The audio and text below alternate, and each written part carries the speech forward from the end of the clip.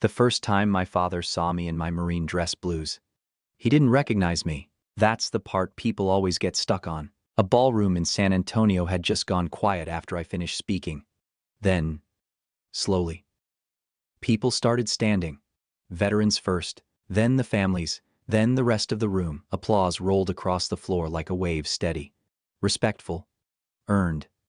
Cameras flashed. A couple of younger Marines near the front straightened the second they saw me step back from the podium. And somewhere near the back, gripping the edge of a white tablecloth like it was the only thing keeping him upright, sat the man who left me behind at 15 with $100 and a note that said, "You'll figure it out." I saw him before he saw me clearly. Smaller than I remembered, gray around the temples, one hand trembling against a water glass. My brother Mason sat beside him, already crying. My mother kept her eyes down like she'd misplaced something on the floor and couldn't find it. 17 years. No calls, no birthdays, no graduations, no deployments, no holidays. Then, one night, Mason typed my name into a search bar, and suddenly, I had 120 missed calls. Funny how family remembers your number after strangers start saluting you. I stood there in uniform, the room still clapping, and realized something I didn't expect to feel. Not anger, not even satisfaction, just distance. Because none of this started in Texas. It started in Oklahoma back when I learned how quiet abandonment can be. I grew up in a small town outside Tulsa, Oklahoma, where everybody knew your name and half your business before you ever said a word. My father, Harold Carter, worked construction his whole life. Big hands, heavy boots, always smelled like cigarettes and motor oil. He believed in simple rules. Men worked hard. Men didn't complain. Men didn't get talked back to. My older brother, Mason, fit that mold perfectly. He played football, fixed engines with Dad on weekends, knew when to laugh, when to shut up, when to agree. Mason was easy to be proud of. I wasn't. I talked too much, asked too many questions, pushed back when something didn't make sense. According to my father, I had a problem with respect. According to me, I just didn't like being treated like I didn't matter. That didn't go over well in our house. If Mason forgot to do something, Dad would shrug it off. He's learning.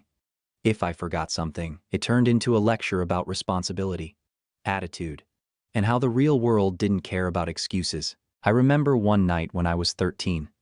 I accidentally backed Dad's truck into the mailbox trying to move it out of the driveway. Barely scratched the bumper. He didn't speak to me for almost 2 weeks. Not yelling, not hitting, just silence. Like I didn't exist. That kind of silence does something to a kid. It teaches you that love isn't something you can count on. It's something you can lose without warning. My mom, Denise, never stepped in. That was the part that stayed with me the most. She wasn't cruel. She wasn't loud. She just disappeared whenever things got tense. If Dad raised his voice, she found something to clean. If he criticized me, she stared at the sink.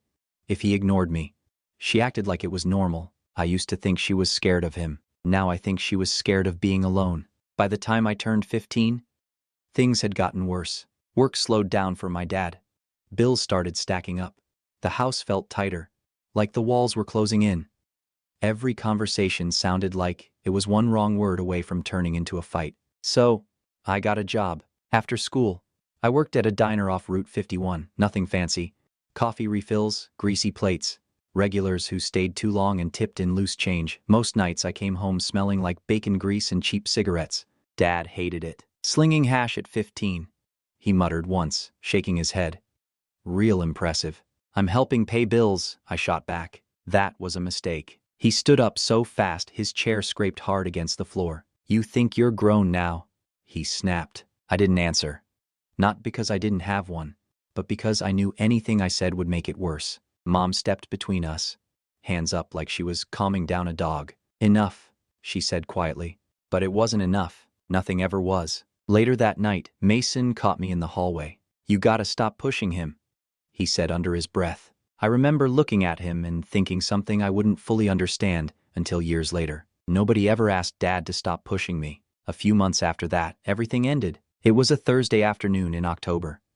I remember that part clearly because it felt like any other day until it didn't. I walked home from school, backpack slung over one shoulder, already thinking about my shift at the diner. The house was quiet when I walked in. Too quiet. At first, I thought we'd been robbed. The living room was half empty. No TV, no recliner, no pictures on the wall. The air smelled like dust instead of dinner. "Mom," I called out. "Nothing." "Dad." Silence. I stood there for a second, trying to make it make sense. Then, I saw the envelope on the kitchen counter. My name was written across the front in my father's handwriting. I already knew something was wrong before I opened it. Inside was a $100 bill and a single sheet of lined notebook paper. I read it once, then again, then a third time. Slower, like maybe the words would change if I gave them enough time. "We moved to Texas. Couldn't keep doing this anymore. You'll figure it out." No address, no phone number, no explanation. Just that. I think people expect moments like that to be loud. Crying, screaming, something dramatic. It wasn't. Shock is quiet. I sat down at the kitchen table and just stayed there. For a long time. I didn't move. The refrigerator hummed behind me. The clock on the wall ticked like it always did. Outside, a car passed, then another. Normal sounds. In a house that wasn't mine anymore. At some point, the sun started going down. The light through the window shifted from bright to dim, without me noticing when it happened. That's when it hit. They were gone. Not for a few hours. Not for the weekend. Gone. My family had packed up their lives, crossed state lines, and left me behind like something they didn't want to take with them. I checked every room anyway. Closets empty. Drawers cleared out.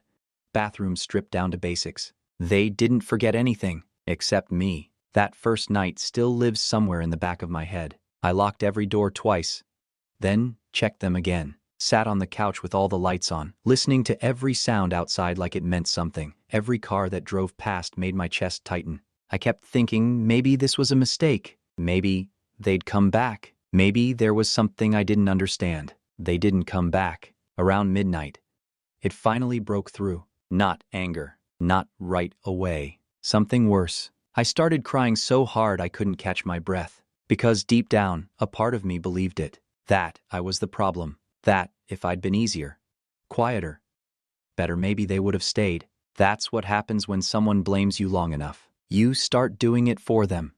The next morning, I called the only person I could think of. My grandmother. Ruth. She was my dad's mother. Lived about 2 hours away in a place called Muskogee. Old house, bad plumbing, porch that leaned just a little too far to the left. The kind of place nobody bragged about, but it stood. She answered on the second ring. "Hello." The second she heard my voice, she knew. "Ethan," she said. Sharp, alert. I tried to talk, nothing came out. My throat locked up. Chest tight like someone had wrapped a belt around it and pulled. "I" was all I managed before it broke. She didn't ask questions right away. Didn't panic. Didn't fill the silence with noise. "Stay where you are," she said calmly. "I'm coming." Then she hung up. It took her about 2 hours and change to get there. I remember watching the driveway the whole time, like, if I stopped looking, she might not show up, but she did. Old Buick. Faded blue paint, engine knocking louder than it should. She got out slow, but steady. Walked into the house like she already knew what she was about to find. Didn't comment on the empty rooms, didn't ask me to explain. Just walked straight to the kitchen, picked up the note, and read it once. Her jaw tightened. That son of mine ought to be ashamed of himself. First time in my life I'd ever heard an adult say something like that out loud. About him. For me, I didn't realize how much I needed that until it happened. We didn't stay long. She packed what I needed into a couple of bags, grabbed some clothes, a few personal things, and we left the rest behind. No ceremony, no goodbye, just gone. Like they were. Her house in Muskogee wasn't much, but it was something. 1 bedroom, small kitchen, living room with an old floral couch that smelled faintly like cigarettes and laundry detergent. Wind chimes on the porch that clinked together every time the wind picked up. She didn't have space for me. She made space anyway. I slept on that couch the first few months. Springs creaked every time I turned. Some nights I didn't sleep at all. I'd wake up thinking I heard a truck outside, thinking it was my dad, thinking maybe, but it never was. Ruth never pushed me to talk about it. That wasn't her way. Every morning, she'd pour coffee into her chipped mug, point at the stove, and say, "Eggs are getting cold." That was her version of love. Quiet, consistent, no questions you weren't ready to answer. A few days after I moved in, Child Protective Services showed up. Someone from school had reported it. Two women sat at Ruth's kitchen table, clipboards in hand, asking questions in voices that were soft but careful. "Do you feel safe here, Ethan?" "Yes, ma'am." "Do you know where your parents are?" "Texas." "Do they contact you?" I looked down at my hands. "No, ma'am." Saying it out loud felt worse than hearing it. Made it real in a way silence didn't. Ruth stood by the sink. Lighting a cigarette like this was just another Tuesday. "They abandoned him," she said flatly. No hesitation, no softening. The two women exchanged a look. Back then, people didn't like using words like that, especially for families that looked normal from the outside. Abandonment sounded too final, too ugly. But that's exactly what it was. The state gave Ruth temporary guardianship, not because the system worked well, because there weren't many other options. "She's 15, one of the women said quietly to the other. Thinking I couldn't hear. "He's quiet, not high risk." Not high risk. I remember that phrase sticking with me. Like being left behind somehow made me easier to manage, less dangerous, less important. I went back to school the next Monday. That might have been harder than the empty house. Small towns run on gossip. By lunch, everybody knew. Some kid in algebra leaned back in his chair and said loud enough for me to hear, "His family just bailed on him." Another asked if I got kicked out. A girl laughed. I stopped eating in the cafeteria after that, started sitting behind the gym bleachers instead. Cheap crackers from a vending machine. Bottle of water from the gas station across the street. Nobody bothered you back there? Or maybe they just didn't care. Either way, it worked. One afternoon, my English teacher, Mrs. Delaney, stopped me after class. "You're carrying a lot right now," she said. I shrugged. Didn't know what to say to that. "What adults do says something about them," she added gently. "Not about you." I nodded like I believed her. I didn't, not yet. At 15, when your family leaves you behind, it doesn't feel like their failure. It feels like proof. Meanwhile, life with Ruth settled into something close to routine. I kept my job at the diner, walked 3 blocks every afternoon after school, worked until closing most nights, refilling coffee, wiping tables, listening to conversations that had nothing to do with me. That place smelled like fried onions, black coffee, and old linoleum. Most of the regulars were older. Truckers, retired factory guys, a few Vietnam vets who stayed for hours, nursing one cup of coffee like it owed them something. Older people noticed things. One guy named Walter started leaving extra tips under his plate. Didn't say much, just nodded at me when I picked it up. Another man, Jean, told me once, "You remind me of my grandson." Didn't ask why. Didn't need to. They saw something. Maybe exhaustion. Maybe the way I moved, like I was always bracing for something. At home, Ruth and I watched TV most nights. Old westerns, game shows, local news. One night during dinner, she finally asked the question nobody else had. "Why do you think your father did it?" I froze. "He doesn't hate me," I said automatically. Ruth looked at me over her glasses. "Ethan," she said quietly, "you don't leave your child behind if love's working right." I didn't have an answer for that, because part of me still defended him. That's the thing about kids who get left behind. You don't stop loving the people who hurt you. You just learn how to carry it. Winter came early that year. Money got tighter. Ruth's arthritis got worse in the cold. So I started handling more around the house, groceries, laundry, bills when I could. One night, I came in carrying bags and found her sitting at the kitchen table, rubbing her chest. "You all right?" I asked. "Just old," she muttered, but she looked pale. That scared me more than anything that had happened so far, because for the first time, I realized something I hadn't let myself think about. I could lose her too, and if that happened, I'd have nobody left. A few weeks before Christmas, something shifted. Miller's Diner catered a funeral luncheon for a Marine who'd been killed overseas. I didn't know his name before that day. Didn't know anything about him except that he never made it home. But the room was full of people who did. Marines in dress blues filled every table. Perfect posture, polished shoes, quiet voices, no wasted movement. It wasn't loud or dramatic like the movies. It was controlled, respectful, heavy. I spent most of the afternoon refilling coffee and clearing plates, but I kept catching myself staring, not at the uniforms, at the way they carried themselves, like they belonged somewhere. That part stuck with me. One of them noticed eventually. Older guy, maybe late 40s, crow's feet around his eyes, the kind of face that had seen things and didn't need to talk about it. "You ever think about joining?" he asked, like it was a normal question. I gave a short laugh. I don't think they'd want somebody like me. He tilted his head slightly. What's somebody like you? I opened my mouth. Nothing came out. Because I didn't have an answer. I didn't know what I was anymore. Kid without a family. High school student. Diner worker. Left behind. None of those sounded like something the Marine Corps would want. He watched me for a second. Then, nodded slowly. Like he'd seen that kind of hesitation before. The Corps takes people who think they're broken, he said. Then it teaches them they're not. He didn't stay for my response, just picked up his coffee and moved on. But that sentence stayed. For weeks. It showed up at night when I was trying to sleep. In class when I couldn't focus.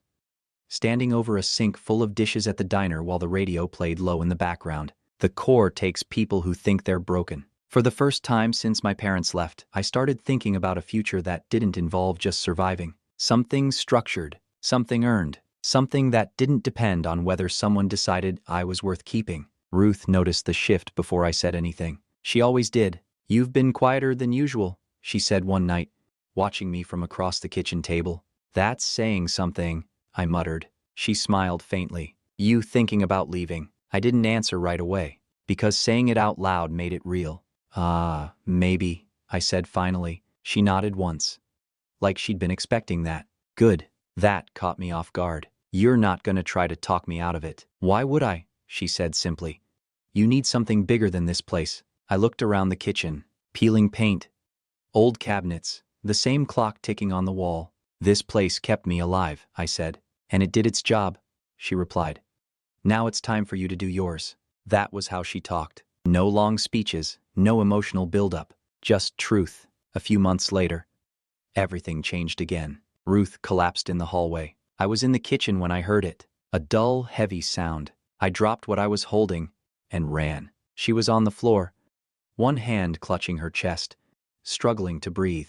Hey, stay with me, I said, already reaching for the phone. My hands were shaking so bad I almost dropped it. The ambulance took 17 minutes. 17 minutes of sitting on the floor beside her, counting her breaths, trying to keep my voice steady while everything inside me was falling apart. She survived that night, barely. The doctors called it heart failure. After that, things moved slower. She got tired easier, needed help with things she used to do without thinking.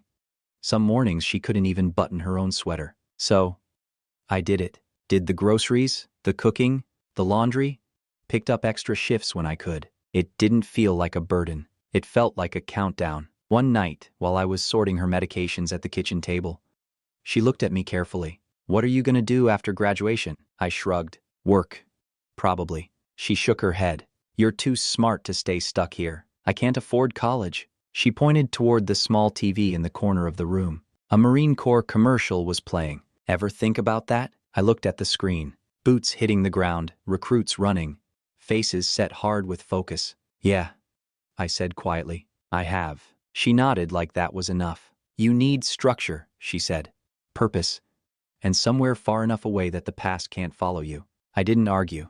Because, deep down, I knew she was right. A few weeks later, I walked into a recruiting office in Tulsa. Staff Sergeant Morales looked me over like he was reading something I hadn't said out loud. Tough upbringing, he asked casually. I gave a half smile. You could say that. He didn't press. Didn't need to. That was the first thing I noticed about Marines. They don't care where you came from. They care if you quit. I started training almost immediately. Running before sunrise, push-ups between shifts, sit-ups on the living room floor while Ruth watched TV like nothing had changed. For the first time in a long time, my life had direction, not just reacting, moving. Then, 3 months before graduation, Ruth died. No warning this time. I was at school when they called. I don't remember the drive to the hospital, just the feeling in my chest, like something had already been decided before I got there. When I walked into her room, she was gone. I stood beside the bed, staring at her, waiting for something to happen,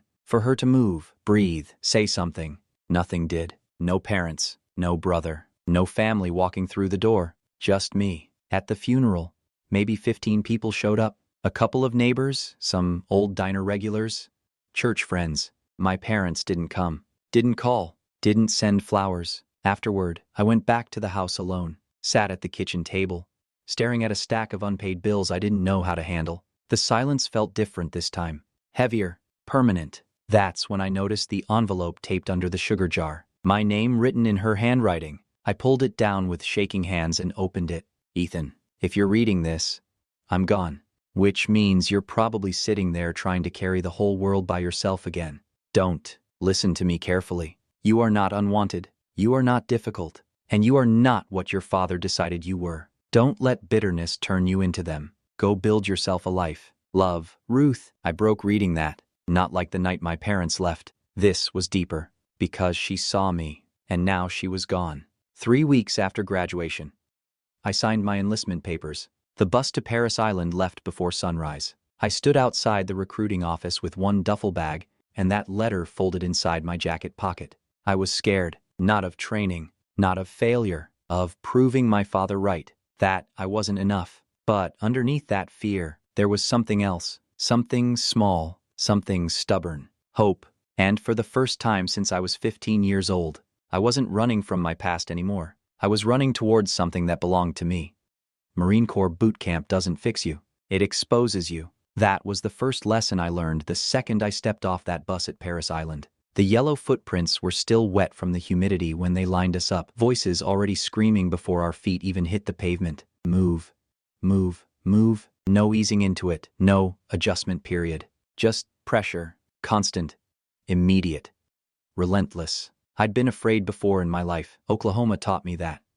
An empty house taught me that. Losing Ruth taught me that. But this was different. This was fear with nowhere to hide. The first few weeks felt like being stripped down to nothing. Sleep deprivation, endless drills, inspections that caught mistakes I didn't even know I was making, voices in your face at full volume, day after day, until it stopped feeling personal and started feeling normal. I wasn't the biggest guy there, wasn't the fastest either, and I definitely wasn't the loudest. Some recruits came in already built for this.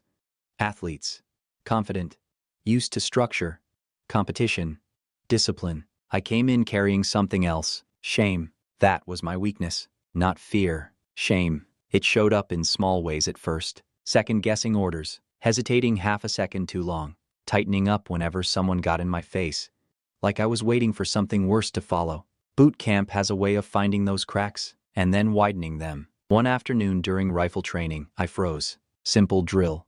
Nothing complicated. But something in my head locked up. My hands didn't move when they should have. My timing was off. Everything slowed down in the worst way. Carter, Staff Sergeant Knox, was in my face before I even processed what happened. What is wrong with you? Nothing.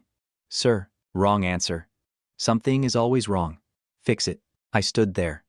Jaw tight. Heart pounding.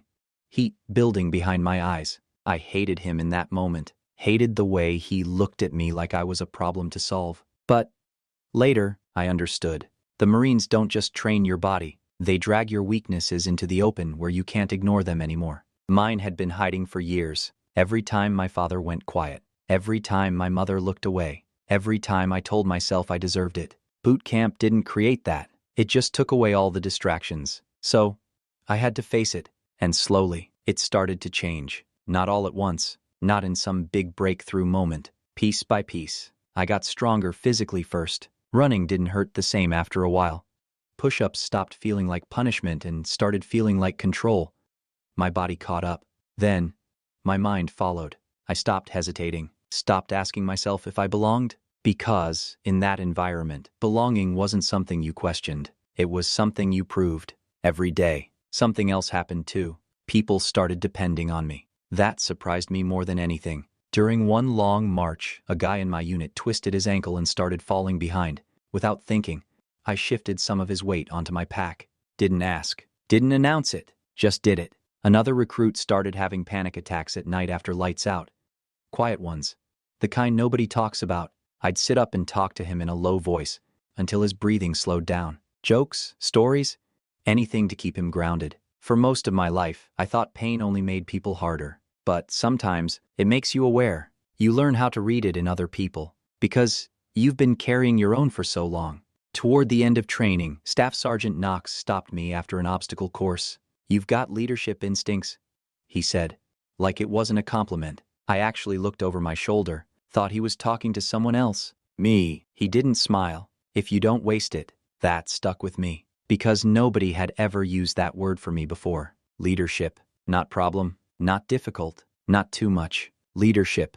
The day we earned our eagle, globe, and anchor is still burned into my memory. We were exhausted, filthy, barely standing after the crucible. And then, one by one, they placed that emblem into our hands. When Knox got to me, his tone changed, just a little. Congratulations. Marine. Marine. That word hit harder than anything else. Not because training was over, because, for the first time in my life, I felt like I belonged somewhere. After boot camp came more training. Then my first duty station, Camp Lejeune, North Carolina. That's where everything shifted from surviving to building. The military gave me things I'd never had before. A steady paycheck, a place to sleep that didn't feel temporary, access to education, health care, structure, a future that didn't depend on someone else deciding I was worth investing in. But it wasn't easy. Long hours, deployments, watching people break under pressure in ways they didn't expect, watching relationships fall apart back home while you were halfway across the world. There's a version of military life people like to sell. Clean, heroic, simple. That's not the version I lived. Most of it was quiet, routine, boredom broken up by moments that stayed with you longer than you wanted them to. My first deployment came at 21. I won't get into details. Some things don't translate well into stories. But I will say this, it wasn't combat that changed me. It was responsibility. During a humanitarian mission after severe flooding overseas, everything went sideways. Supplies delayed, transport routes blocked, families displaced, people looking at us like we had answers we didn't have yet. One of the senior officers froze, not completely, just enough to slow everything down. That's all it takes sometimes. A few seconds of hesitation when people are counting on you. I didn't freeze, didn't think about it, just started moving, redirecting supply trucks, coordinating with local civilians, making calls that technically weren't mine to make yet. Later, a colonel pulled me aside. Who taught you how to stay calm like that? I almost laughed, because the answer wasn't something you could put on a resume. Life, sir. Years passed faster after that. I took college classes at night, slept 4, maybe 5 hours some weeks, pushed through because I didn't know how not to. Eventually, I earned my commission. The first time someone saluted me, I almost stepped aside like they had the wrong person. It took a while to get used to, being the one people looked to for direction, for stability, for answers. I kept Ruth's letter in my desk the entire time, folded, worn at the edges. On days when things got heavy, I'd read it again. You are not unwanted. I built everything on that. By my early 30s, I was leading younger Marines. Some of them came from backgrounds that looked a lot like mine. Broken homes, no support, carrying more than they should have had to at their age. I made sure they knew something I didn't learn until it was almost too late. That someone saw them, that they mattered. Because sometimes, that's the difference between someone holding it together and someone falling apart. And for a long time, that was enough. The call didn't feel real at first. It came on a Tuesday night, sometime after 11. I remember because I'd just gotten home, still in uniform pants and a t-shirt, halfway through heating up something I wasn't going to finish. Unknown number. I let it ring. Then it rang again, and again. By the 4th call, I muted the stove and just stood there in the kitchen, staring at the screen like it might explain itself. It didn't, so I let it go to voicemail. A few seconds later, my phone buzzed again. Voicemail, then another, then another. Something about the rhythm of it felt off, too persistent, too urgent. I picked up the phone and hit play. Ethan. I froze. It was Mason. Older, rougher, like the years had worn his voice down. Please call me back, he said. Please. There was breathing on the other end. Unsteady, like he was trying not to break in the middle of speaking.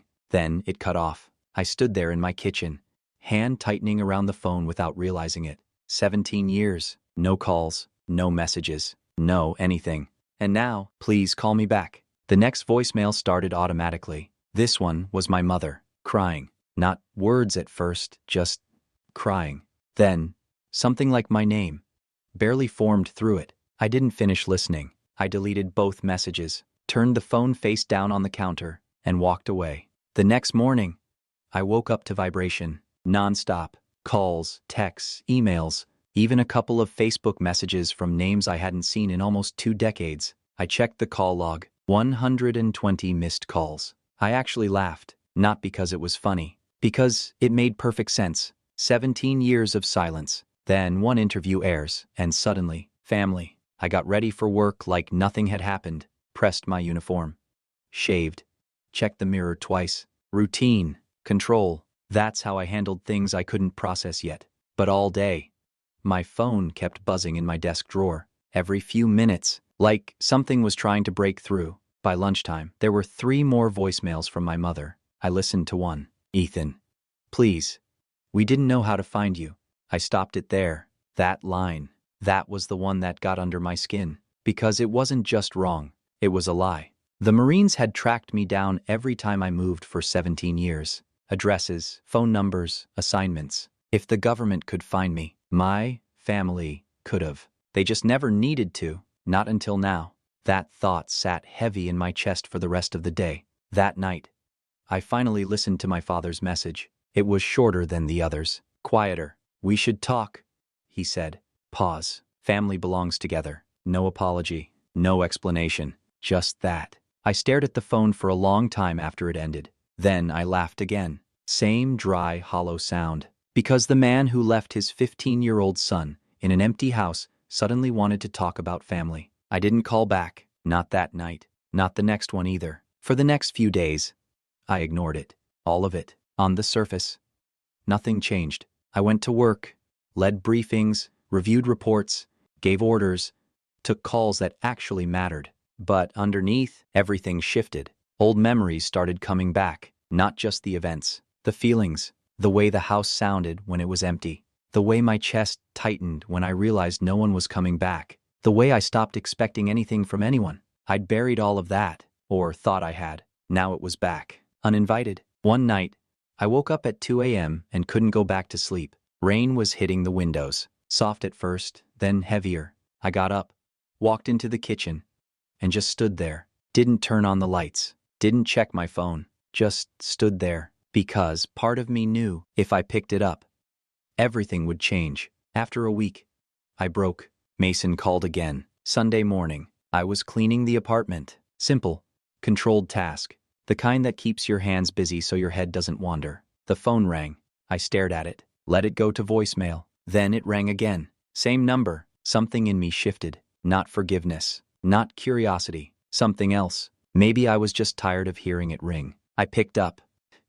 Hello, silence. Then breathing. Ethan. His voice cracked on my name. I leaned against the counter. Yeah. Oh my God. He exhaled like he'd been holding it in for years. I didn't think you'd answer. I almost didn't. That's fair. We stood there in it. 17 years of silence compressed into a phone line. I saw you, he said finally. Online, that interview? Those people talking about you? I closed my eyes. Mason. No.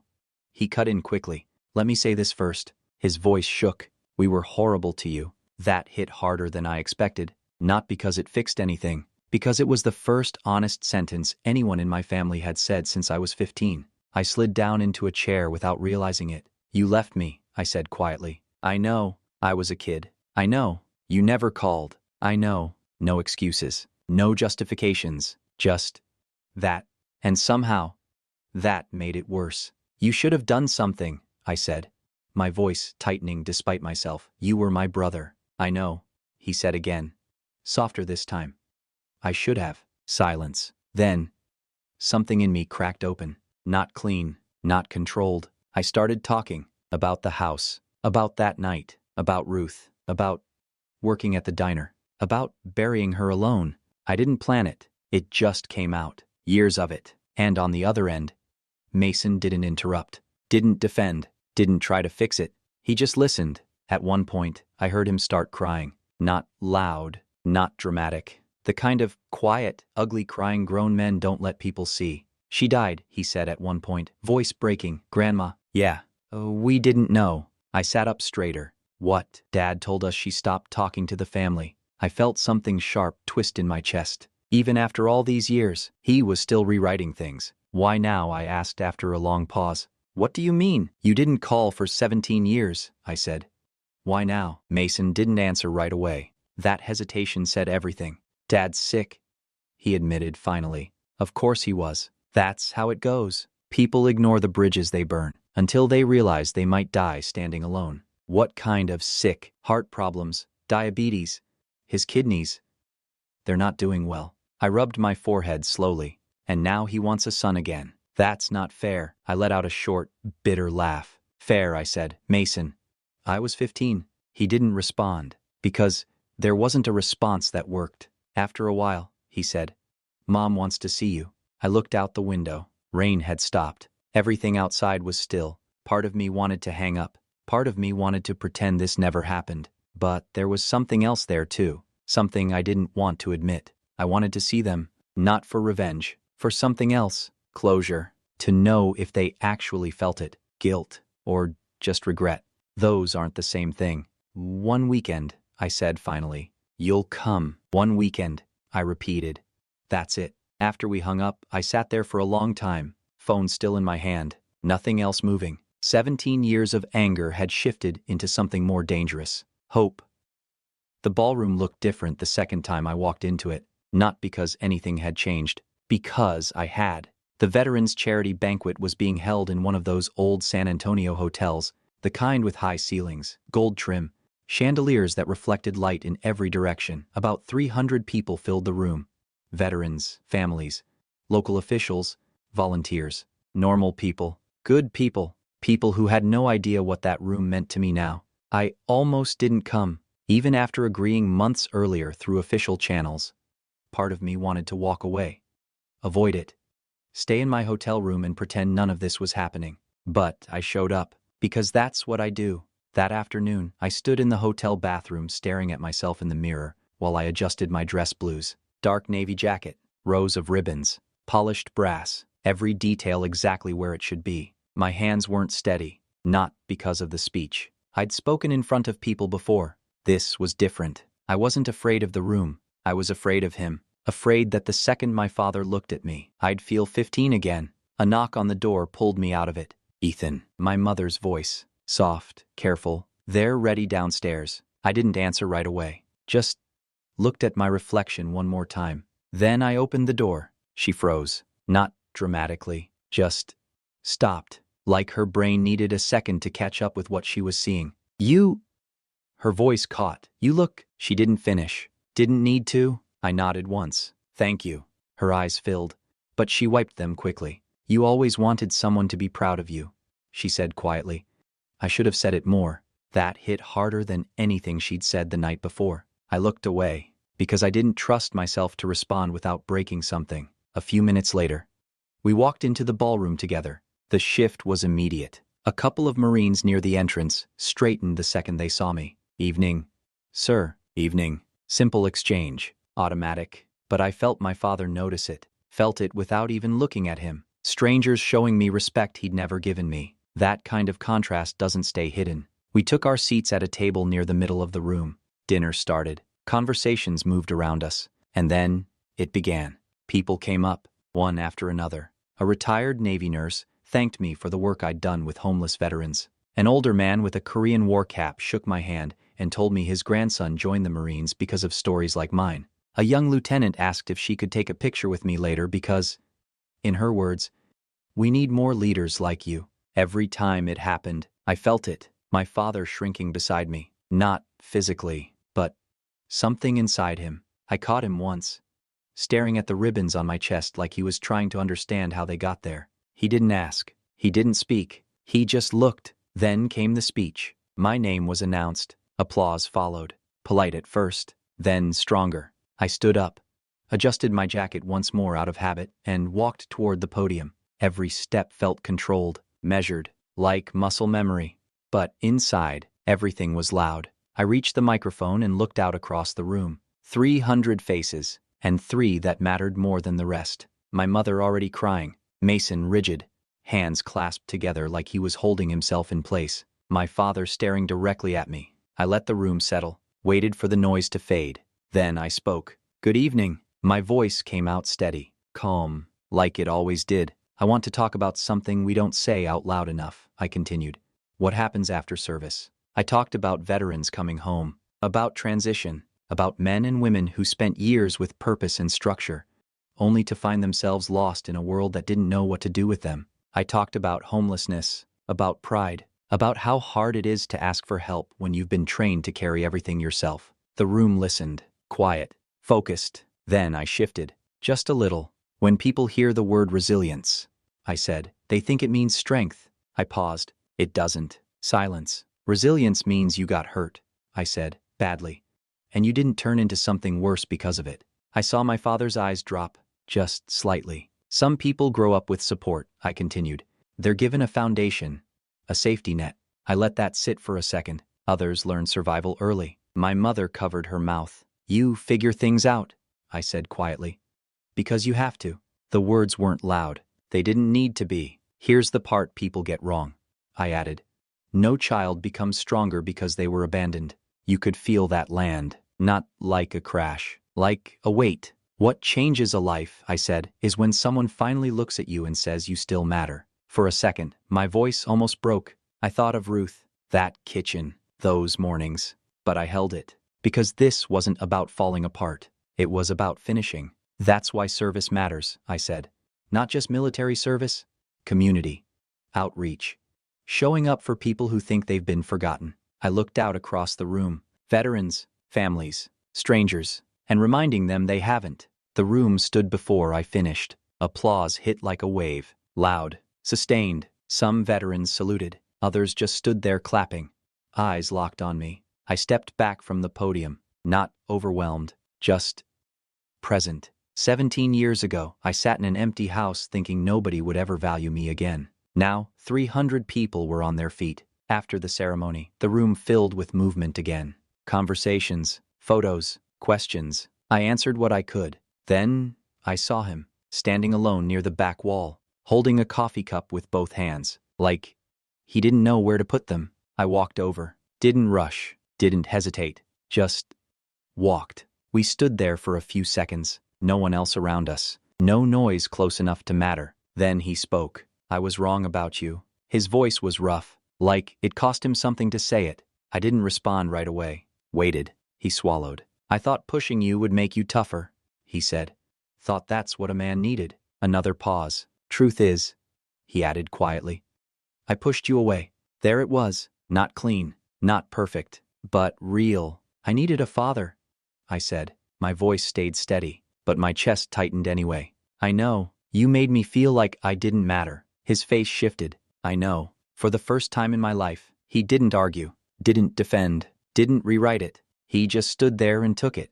And in that moment, I understood something. I didn't want to hurt him. I didn't want revenge. I didn't need him to suffer. I just needed the truth to exist, out loud, where neither of us could pretend it was anything else. I nodded once. Not forgiveness, not yet, but something close to peace. And that was enough. If this story meant something to you, take a second tonight and think about the people who showed up when it mattered, and the ones who didn't. Sometimes knowing the difference is what saves you. This story was created by Kitchen Table for entertainment purposes only. Do not replicate or apply it in real life.